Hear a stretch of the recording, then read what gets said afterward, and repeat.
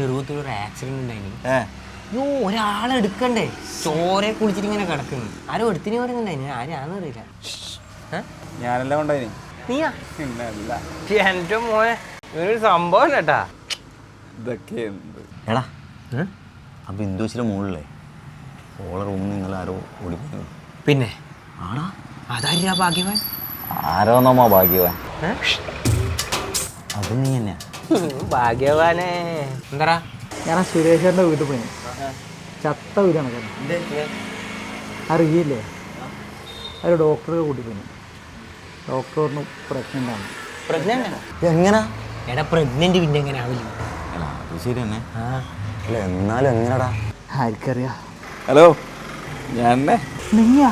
പിന്നെ അല്ല. എടാ അതും സുജേഷ് പോലും. നിന്റെ ഒരു കഴിവുണ്ടല്ലോ.